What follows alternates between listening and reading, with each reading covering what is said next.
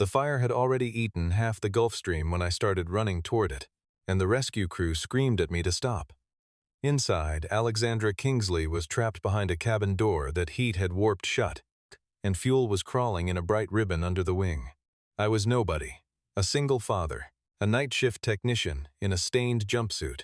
That was all anyone had ever bothered to know about me. But when I carried her out of the smoke, a Marine Corps convoy rolled through the gate, and the general who stepped down went white as ash. If you like stories where an overlooked man gets his name back, subscribe so you never miss the next one. My name is Caleb Rowan, and for 6 years I worked the overnight line at Meridian Executive Airfield in Virginia, a stretch of concrete 40 minutes outside the capital where money lands quietly and leaves the same way. Nothing commercial ever touched that ramp. It was all private metal, polished and expensive, chartered by lobbyists and hedge fund partners and defense executives who never once looked at the men refueling their aircraft. I clocked in at 10 at night and clocked out at 6 in the morning, and the sun would be coming up gray behind the hangars, while I walked to a pickup truck with 200,000 miles on it. That truck and a daughter and a small rented house on the far side of the county were the whole visible shape of my life. Nobody at Meridian knew anything else about me, and that was a thing I had built on purpose, one silent shift at a time. The men on the line knew 3 facts about me, and those 3 facts were all they needed. I was raising a 15-year-old girl by myself. I almost never called out sick. Not even the winter the pipes froze, and I slept in the truck with the heater running, and I could stand under a running engine with my eyes closed and tell you what was wrong with it, before the diagnostic cart finished booting up. That last one made a few of them uneasy. Owen Pike, who had been turning wrenches on that field since before I arrived, once told me I heard airplanes the way a piano tuner hears a room, and then he waited for me to explain how a night shift mechanic learned that. I never explained. He stopped asking, which is one of the reasons I liked him. That morning in early October, I should have already been gone. I had stayed 4 extra hours because the field was in a state I had never seen it in before, and every hand they had was pulled onto the ramp. Alexandra Kingsley was flying out at 9. She ran Kingsley Dynamics, a company that had gone from a machine shop in her father's day to a corporation worth several $billions, and she was carrying a proposal to a Marine Corps aviation program that could reshape the next 20 years of her business. Everything on that field had been scrubbed, waxed, and reparked to make an impression. The line crew had been told to wear clean uniforms. Mine was clean when the shift started, which is not the same thing. Her aircraft was a Gulfstream G700, and it sat in the number 2 spot with its nose angled toward the taxiway like it already knew where it was going. 2 hours before departure, a motorcade came through the gate, and the man who stepped out first was not Alexandra. Preston Whitlock was 54 years old, silver at the temples, and he moved like a man who had never in his life waited for anything. He was the chairman of Whitlock Aeronautics, a 4th-generation defense supplier, and he also held a seat on the Kingsley Dynamics board. He had an assistant on one side, an attorney on the other, and 2 security men trailing behind, and the whole cluster of them crossed the ramp without breaking stride. I was on one knee near the right wing with a flashlight, and not one of them looked down. I had been kneeling there for a reason.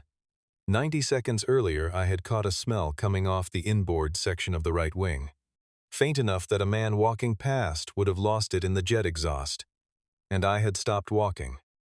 Fuel has a signature when it is where it should not be, thinner and sharper than the vapor around a normal fill. I put the back of my hand near the access panel and felt a warmth that did not belong to a cold aircraft on a 50-degree morning. Then I pulled the pre-flight record on the tablet and read it twice, and the numbers on the screen did not match the airplane in front of me. The paperwork said this wing had been opened, inspected, and closed 9 days earlier by a certified crew. The fastener heads told a different story about how recently somebody had been in there. So I did the thing I was supposed to do. I walked to the operations desk and told the duty supervisor that the aircraft needed a fuel system reinspection before it moved, and I told him why, in plain language, in under a minute. He looked over my shoulder at the men in suits, standing near the air stair, and his face did the small collapsing thing that faces do. when a man decides he is not going to be the one to carry a problem upstairs. Whitlock had already noticed us. He came over with the attorney a half step behind him, glanced at my jumpsuit, at the oil worked permanently into the knuckles of my right hand, and asked whether I was the chief engineer here or the guy who changed the oil. Nobody laughed out loud. Two men near the fuel truck smiled at the ground, which is worse. I told him only that the airplane should not take off before somebody looked at the fuel system again, and he told the supervisor to hold the schedule, and he walked away. I stayed where I was for a moment longer, looking at the wing. Through the gap in the panel I could see the edge of a valve assembly, and stamped into the collar of it was a manufacturer's mark, a small angled figure with a series of digits beneath it. I had seen that mark before. I had seen it 7 years earlier, in a photograph clipped to a report that ended my career, and my face changed in a way I was glad nobody was standing close enough to see. Whitlock found me before I found the record. He had been told I was still asking, and he was not the kind of man who delegated that sort of conversation. He explained, with enormous patience, that Alexandra had a hard meeting time with a general officer, and that a delay of even 90 minutes would push the presentation into a slot the competition would happily take. He explained that a maintenance team certified under his own company's quality program had signed the aircraft as airworthy, and that their signatures represented several hundred years of combined engineering experience. He was not shouting. Men like that never shout. He was building a wall out of credentials, brick by brick, and he expected me to run out of breath before he ran out of bricks. So I asked him one question instead. I asked who had signed the inspection on the number 7 valve assembly. He did not answer it. He answered a different question, one about procedure and chain of command, and the appropriate channel for a concern raised by ground personnel. And I stood there and listened to a man talk for 40 seconds, without saying a single word about an airplane. That was the moment I stopped wondering whether he simply did not know. A man who does not know says he will check. A man who knows recites policy. Alexandra arrived during that exchange. She was 41 in a dark coat, and she carried herself like someone who had spent her whole adult life being the most prepared person in every room she entered. She was not cruel, and she was not stupid.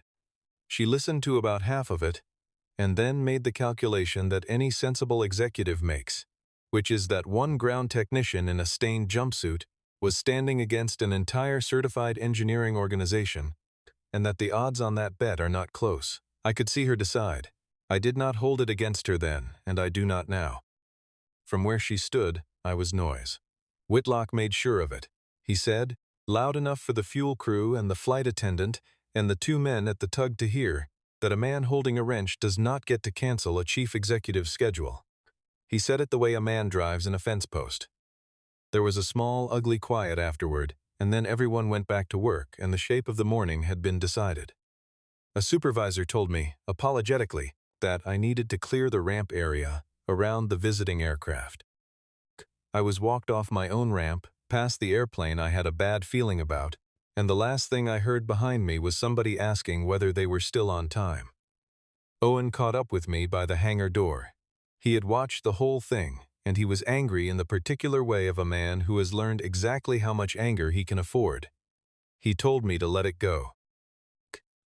He reminded me that I had a 15-year-old at home who needed a father with health insurance more than she needed a father with principles, and that Whitlock could have me off that field with 2 phone calls and no explanation required. He was right about all of it. I stood there with my hands in my pockets, and I said fine, and I actually meant it for about 90 seconds. Then the auxiliary power unit came up. I heard the spool, and out of pure habit, I looked at the ground cart display through the open door, and the temperature climbed faster than it had any business climbing. Not dangerously, not enough to trip anything, just wrong, the way a fever of 99 and change is wrong on a person who never runs warm. And standing there in the hangar door with my truck keys already in my hand, I was not at Meridian anymore. I was on a military airstrip 7 years earlier, in the desert light before dawn, watching black smoke come off the right side of an aircraft with a Marine Corps tail flash, and the valve assembly they eventually pulled from the wreckage of that wing had the same angled mark stamped into the collar. I turned around and walked back out onto the ramp. The tug had already pushed the Gulf Stream clear of the line, and the air stair was up. I remember the light on the fuselage, and the way the fuel truck driver lifted a hand at me because he thought I was coming to talk to him. The airplane began to roll toward the taxiway with both engines running, and I started moving faster than a man my age moves for no reason, and Owen shouted my name from somewhere behind me. Then I heard it. A dry pop from the right wing root, small, flat, almost polite, the kind of sound that gets swallowed by a running turbofan and never reaches the cockpit. Half the people on that ramp did not turn their heads. I was already running. What happens after a fuel line fails is not an explosion. That is the part everyone gets wrong. It is a leak that finds a hot surface, and then a low blue flame that is nearly invisible in daylight, and then 30 seconds of nothing much at all, while the fuel that has been pooling in the wing structure decides what it wants to do. The crew got a fuel pressure warning in the cockpit, and the captain did exactly the right thing, which was to stop the airplane immediately on the taxiway and shut both engines down. By the time the first plume of gray came up over the trailing edge, the airfield alarm was sounding, and the crash truck was already rolling out of the station at the far end of the field. The forward door came open, and the air stair came down, and people started coming off the airplane the way people do, which is to say badly, and all at once. A flight attendant first, then 2 men from the corporate delegation, then the co-pilot. There were 9 souls aboard, including crew. The right wing was burning from the underside now, and the wind was pushing the smoke across the fuselage toward the door. And the fire crew was laying foam on the outboard section, because that is where the tanks are, and that is what the manual tells you to do. It was, for about 90 seconds, a textbook response to a manageable event. Then the numbers stopped adding up. The captain came off last and stood there counting his own people, and he counted 8. A security man in a gray suit had already tried to go back up the stairs and had come down again in about 4 seconds, coughing hard, because the cabin was filling from the aft end and the air at the top of that stair was no longer air. Preston Whitlock stood 20 yards back with his phone in his hand and asked, in a voice that got higher each time, why she was not out yet. He asked it 4 times. Nobody answered him, because the answer was that the electrical bus feeding the aft section had dropped, the interior lighting was gone, and the main cabin door mechanism had lost its powered assist. Alexandra Kingsley was still inside. She had been in the aft seating group, at the table, working. When the airplane stopped and the lights went, she had done the sensible thing and moved forward, and somewhere in the smoke she had gone down on her hands and knees, which is the only correct thing to do, and also the thing that makes it impossible for anyone outside to see you. The forward door was open and clear, and she could not find it, and the space between her and it was 4 steps of hot dark. I came up on the fire captain from the left. He put a hand on my chest before I said a word, because he had watched me running and had made a reasonable guess about what I intended. He told me the airplane was not survivable, that the fire was under the wing box, and that his crew would breach when the foam knocked it down. He was doing his job, and he was not wrong about the risk. What he was wrong about was the airplane. He was looking at a burning wing and a blocked door, and I was looking at a G700. And there is a difference between those 2 things that only shows up if you know the aircraft. I told him there was another way in. The aft baggage compartment on that airframe has an external door on the lower left side, and it connects forward through a pressurized bulkhead access into the rear of the cabin, and the left side of the airplane was the cold side, upwind, away from the fire. I told him the emergency release for the main door could be worked by hand from inside, that the standby bus would hold for another 8 to 10 minutes and then stop holding, and that the lowest smoke layer in that cabin would be along the floor on the left rail because of where the air was going. I told him which interior panel came off with hand pressure and which one needed a tool. I said all of it in maybe 15 seconds. Whitlock heard enough to understand what was about to happen, and he came forward fast, saying I had no authorization to enter that aircraft, that I was not certified for rescue operations, that there were liability implications, that he would not permit it. His attorney was 2 steps behind him with a hand up, like a man stopping traffic, and I turned around and looked at Preston Whitlock and asked him whether he wanted to argue about authority or whether he wanted her to live. He did not say anything. It was the first time all morning that the man had nothing ready, and I have thought about that silence many times since. The fire captain made his decision in that gap. He handed me a hood and a light and told me his man was going in behind me, and he told me I had 4 minutes, and that after 4 minutes they were pulling us both out whether we had her or not. I said that was fair. Then I got down on the concrete and went in through the baggage door on the cold side of an airplane that was burning 15 feet away from me. Owen told me later what he saw from the ramp, and it bothered him for weeks. He said I did not go in like a man doing something for the first time. He said I checked the door frame with the back of my hand before I touched it, that I went in head first and low and kept one shoulder against the left wall, that I took the light off my hand and put it in my teeth without breaking rhythm. He said the fire crew moves, like they are fighting an aircraft, and I moved like I was inside a friend's house in the dark. He said that was the moment he understood he had worked next to me for 6 years and did not know me at all. Before I looked for her, I closed the crossfeed. There is a manual shutoff accessible in the aft service area on that airframe, and I got my hand on it and turned it, because everything I was about to do would be pointless if the wing kept feeding the fire from the inside of the tank. That took 11 seconds, and it is the only genuinely intelligent thing I did that morning. Everything after it was just crawling. I found her by sound. She was coughing, and she had gone down between 2 seats on the left side, and when my hand touched her shoulder, she grabbed my wrist with a grip that surprised me. She got a look at my face when I brought the light up, and even through the smoke and the water in her eyes, I watched her recognize me. 40 minutes earlier, she had stood on a ramp and decided I was a man to be walked around, and now here I was on my stomach in the dark, with a hood over my head. And there was an expression on her face that I have never managed to describe properly. I did not say anything brave. There is no room for that. I told her to look at me, breathe slow, and that we were going out. The forward door was not an option. The wind had shifted 2 points, and the smoke had rolled forward along the ceiling and dropped, and the 4 steps between us and daylight had become a wall. I put my mouth close to her ear and told her we were going aft instead, which is the exact opposite of every instinct a person has when the way out is a rectangle of light in front of them. She fought me for about a second and a half. Then she stopped fighting and did what I told her, and I have always thought that was the most impressive thing anybody did that day. I got her turned around, got her hands on my ankle, and we went back down the aisle the way I had come, counting frames. At the aft bulkhead, I had to get her through the access into the baggage compartment, which is a hole meant for cargo, and not for a grown woman in a wool coat, and it took both of us longer than I wanted. Her breathing had gone wrong by then, shallow and fast at the top of her chest, and I stopped, held her face for 3 seconds, and made her match my count. In and out, slower, twice. There is no time for that, and you have to take the time anyway, because a person who panics in a confined space will kill you both.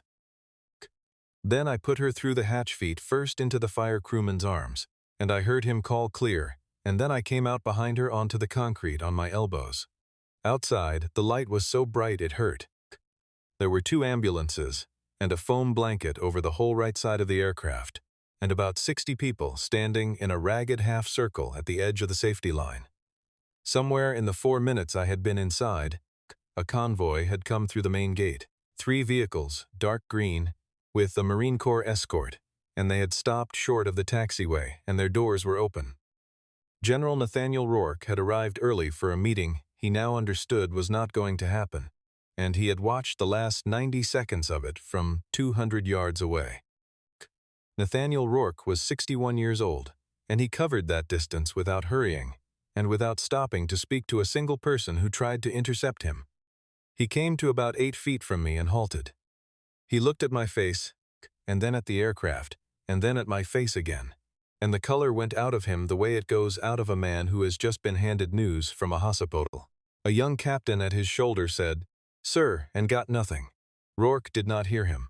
He was looking at a night shift mechanic covered in soot, and he said quietly, "Major Rowan." I did not move. I had spent 7 years making certain that combination of sounds would never be said out loud in my hearing again, and it had taken one burning airplane to undo all of it. Every Marine within earshot turned to look at the technician in the scorched jumpsuit.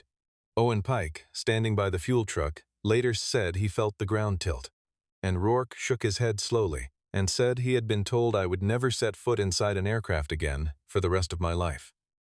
The man who went white next was Preston Whitlock. I was watching him, because I had been watching him all morning, and I saw the exact moment the name landed, not Major, the other word, Rowan. His jaw moved and nothing came out of it, and his attorney leaned in to ask him something, and he did not answer that either. Whatever else happened that day, I had 7 full seconds of watching a man understand that the person he had called a wrench holder was a name out of a file he had spent 7 years being certain was closed. Alexandra was cleared inside of the hour. Smoke inhalation, mild, no airway burns, and a doctor telling her she had been very lucky, and Alexandra telling him that luck had nothing to do with it. I know what she said because she said it in front of about a dozen people, and by then a dozen people had begun to matter, because the thing that had started as an emergency was turning into a proceeding. 2 federal investigators were on their way.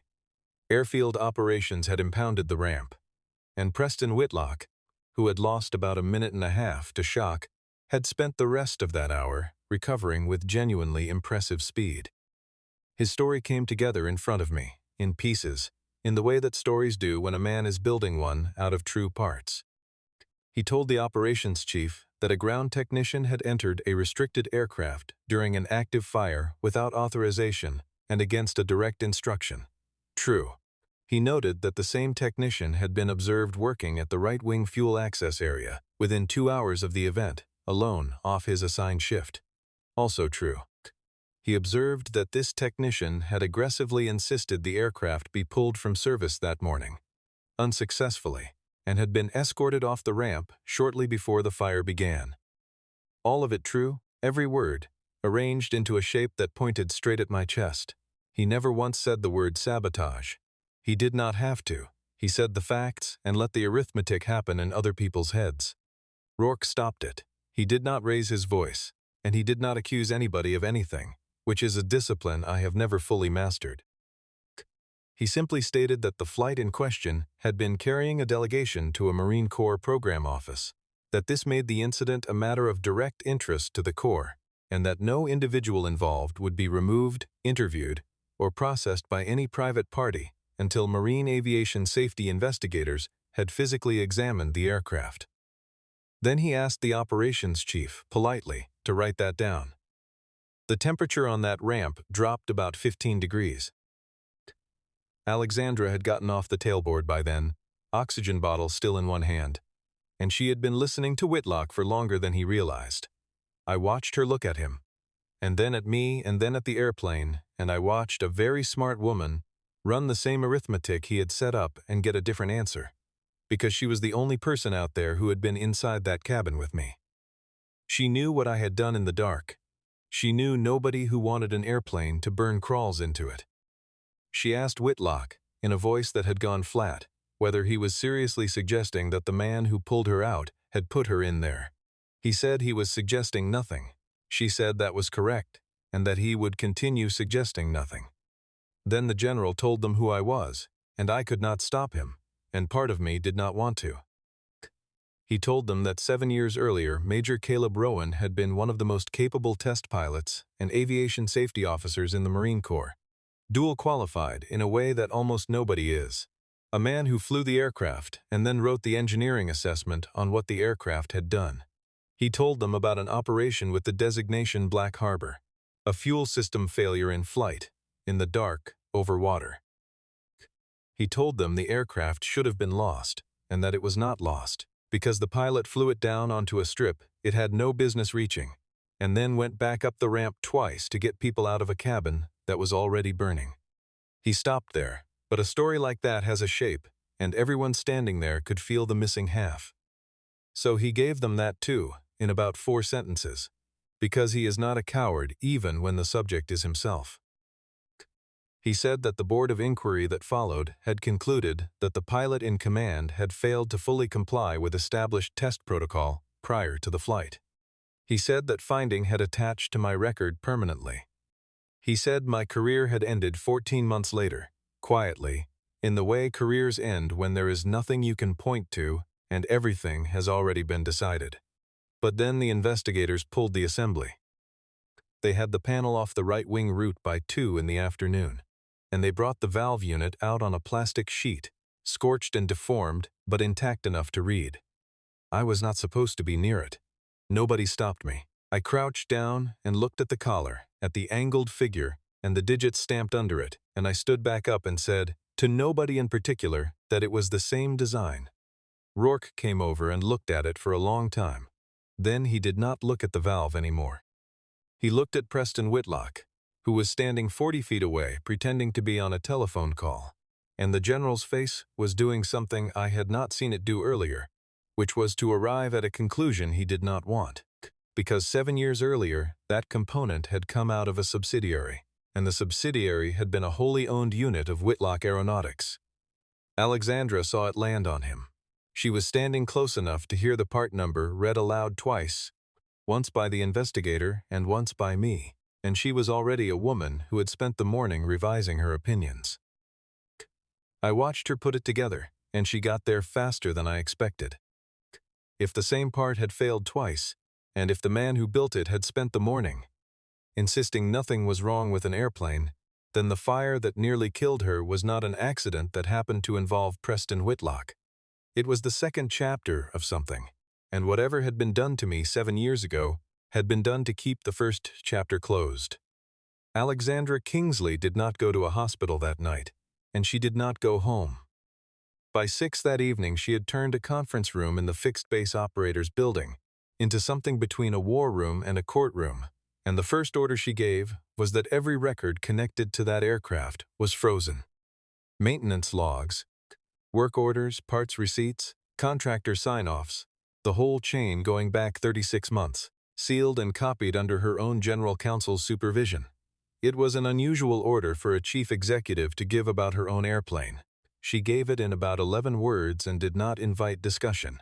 Whitlock objected. That was his mistake, and it was not a small one. He objected on grounds of contractor proprietary process, and he objected again on grounds of pending federal review, and he suggested that a document freeze initiated by an interested party could compromise the integrity of the eventual investigation. Every one of those objections was technically reasonable. Stacked together, 40 minutes after his own board member nearly died in an aircraft his company had certified, they were the single most damaging thing he did all day. Alexandra listened to all of it with her hands folded. Then she told her counsel to include Whitlock Aeronautics correspondence in the freeze, and she did not look at Preston when she said it. What came out of the records took 11 hours and was not complicated. 3 days before the fire, a technician at the contract maintenance facility had logged an anomaly: fuel pressure fluctuation in the right-wing distribution circuit during a ground run, outside normal parameters but below the threshold that generates an automatic hold. He did the right thing. He wrote it up in plain language, attached the data, and generated a deep inspection request against the number 7 valve assembly. That request existed. It had a number and a timestamp and his name on it, and it sat open for exactly 4 hours and 20 minutes. Then it closed. Status changed to resolved, with a reference to a corrective action, and the corrective action referenced a parts replacement, and the parts replacement referenced a stock pull that had never happened. There was no receiving record for a replacement valve assembly. There was no removed part tag. There was no bench test, no leak check, no torque record, none of the 6 documents that must exist if a valve actually comes off an aircraft and a different valve goes on. What existed was a signature, and the person who signed it worked for a maintenance contractor whose parent holding company traced, through 2 intermediate entities, back to Whitlock Aeronautics. I want to be careful about this part, because the truth is less dramatic than what people assume and more frightening. Nobody tried to kill Alexandra Kingsley. There was no plan. There was no meeting where men in a room decided to put a chief executive on a burning airplane. What happened is that a technician found a real problem in a component his employer's parent company had manufactured 3 days before the most valuable flight on that company's calendar, and somebody up the chain looked at a fluctuation that had not yet become a failure and decided it could wait until after the contract was signed. That is all. A man decided that a probability was acceptable because the alternative was a delay. Rourke told me the rest that night, in a corner of that same building, with 2 cups of coffee neither of us drank. He said that 7 years earlier, before Black Harbor, I had submitted a technical assessment on that valve design. I knew that. I wrote it. What I did not know was what happened to it. I had written that the assembly could fail progressively under a specific sequence of thermal and pressure conditions, a narrow envelope, hard to reproduce on a bench, and I had recommended the design be requalified before fleet integration continued. I had filed it 8 months before my aircraft went down with a fuel system failure that fit my own predicted sequence almost exactly. He told me what happened to it. The contract was worth more than $1 billion, and it was in final award phase, and a requalification finding at that stage would have delayed the program by 19 months minimum and put the entire award back into competition. Attorneys for the supplier engaged. Program leadership engaged. And the board of inquiry, which had 2 plausible explanations available, was steered toward the one that cost the government nothing and the contractor nothing. Human factors. Procedural noncompliance by the pilot in command. A finding that lives entirely inside one man and dies with his career. Rourke was a colonel then. He sat on the periphery of that process and read both drafts, and he knew which one was true, and he did not fight it hard enough. He used that phrase, not enough. He said he had told himself at the time that he had raised it, through proper channels and been overruled, which was accurate, and that this accuracy had let him sleep for about 2 years, before it stopped working. He said he had looked for me twice. He said he had not looked very hard, because he was not sure what he would say.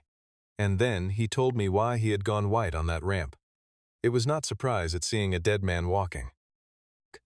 It was that the last time he had seen me, he had watched a system decide I was the least expensive thing to spend. And now, 7 years later, he had arrived at an airfield to find that the same component had done the same thing on a civilian aircraft, and that the man who had warned everybody about it had just crawled into the smoke and pulled the survivor out with his own hands. He said no one had ever handed him a plainer accounting of his own failure. He said he had stood there, doing the arithmetic on how many people had flown behind that valve in 7 years, and gotten lucky.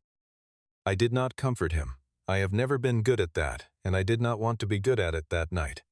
I told him the only thing I actually felt, which was that I had spent 7 years believing I had been wrong about something, and had built a very quiet life on top of that belief, and that finding out I had been right the whole time was not the relief people assume it is. It is worse. Being wrong is a thing you can survive. Being right and buried is a thing you have to decide, every single morning, not to become bitter about. Some mornings I did better than others. Preston Whitlock came to see me the next afternoon. Alone, no attorney, in the small break room behind the maintenance office where the coffee is bad and there are no windows. I was sitting there in a clean jumpsuit with my forearm wrapped in gauze, and he came in and closed the door and sat down across from me, like we were 2 men about to discuss a shipment. He had recovered his composure completely. That is a real skill, and I do not entirely fault him for having it. The offer was thorough. He had clearly worked on it. There was a settlement figure large enough that I did not repeat it out loud even to myself. Structured as a consulting retainer over 4 years. There was a senior advisory position, remote, minimal travel, reporting directly to him. There was a fully funded university trust for my daughter, 4 years plus graduate study, and he said her name, Lila, which he had gone to some trouble to learn, and in exchange the requirement was almost nothing. I simply had to state, in my eventual interview with the investigators, that the origin of the failure could not be determined from my position and that I was not qualified to identify the component. I told him no. He asked me to think about it overnight, and I told him no again, and then he stopped being pleasant, which I had been waiting for. He reminded me that the official record of the United States Marine Corps still stated that Major Caleb Rowan had failed to comply with established test protocol, that this finding was public, permanent, and would be produced by anyone with an interest in producing it.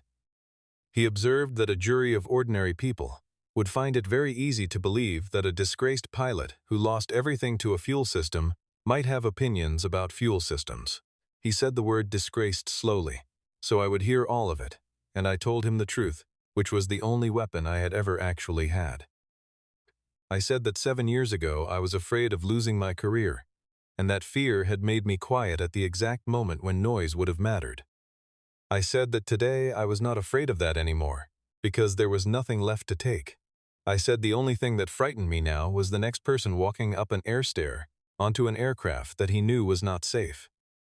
I did not raise my voice. It was not a victory of force. It was just the first time in 7 years that I said out loud what I actually believed, and I discovered while saying it that the sentence had been finished in my head for a very long time. Alexandra was standing in the doorway. Neither of us had heard it open. She had come to find me about something else entirely, and had stopped where she was for the last part of it. And when Whitlock turned and saw her, the man aged about 4 years in a second. There was nothing to salvage.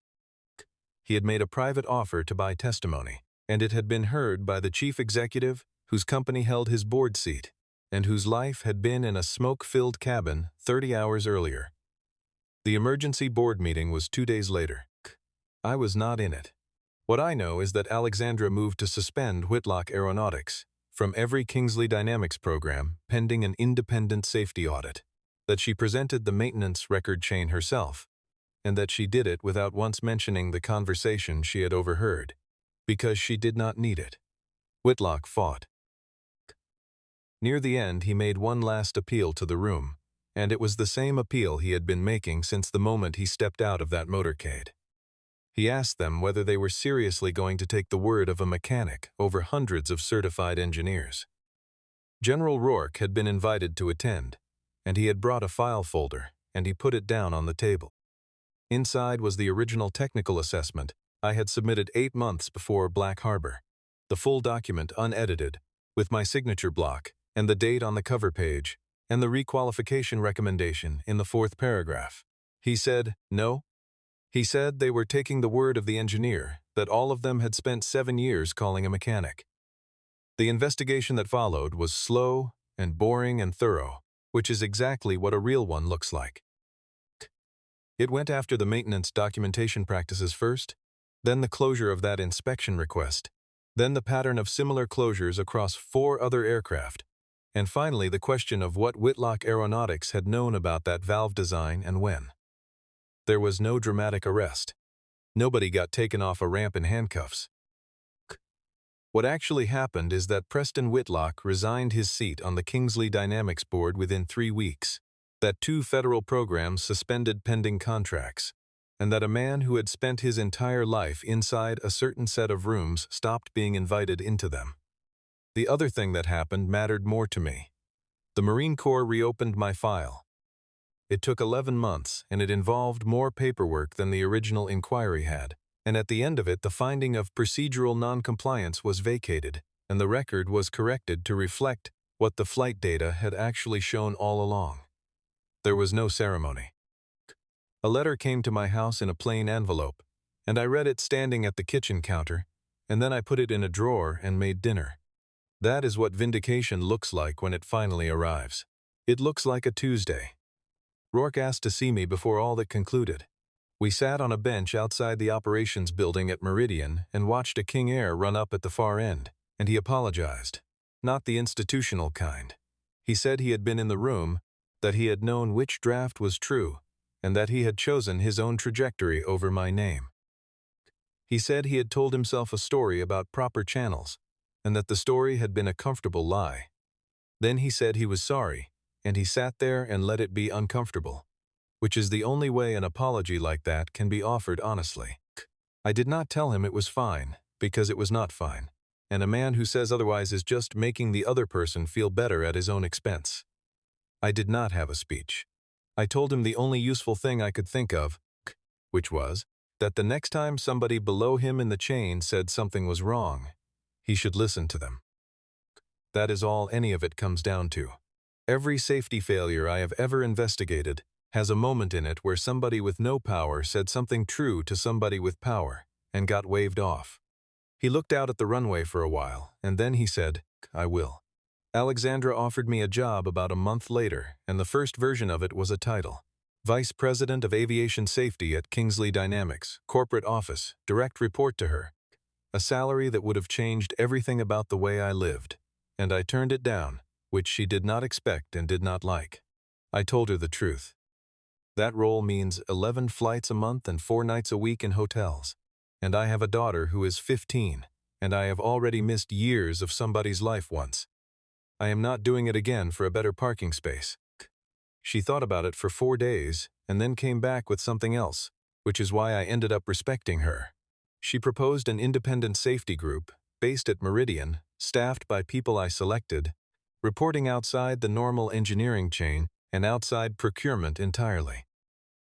And the group would hold absolute authority to ground any Kingsley aircraft, at any time for any technical concern, with no commercial override available to anyone including her.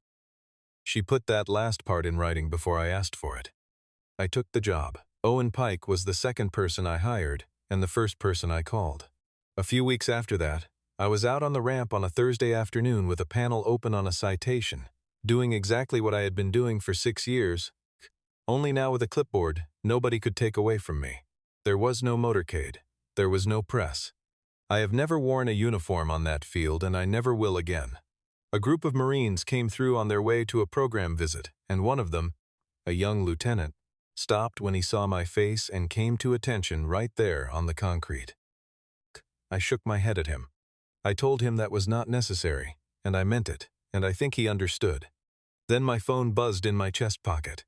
It was Lila, asking whether I was going to make it home for dinner or whether she should start without me. I looked at the time, and I looked at the airplane, and I closed the toolbox and typed back one word: yes. I walked out of that hangar with the sun going down at the far end of the runway and the light turning the whole field orange. A man who had been quietly turned into somebody else's mistake got his name back eventually, and I am glad about that. In the small, tired way you are glad about a thing that came 7 years late. But the name was never what I went in there for. What I chose to carry home was not a rank, or a medal, or a title on a door. It was the ordinary evening I had been fighting to keep the whole time.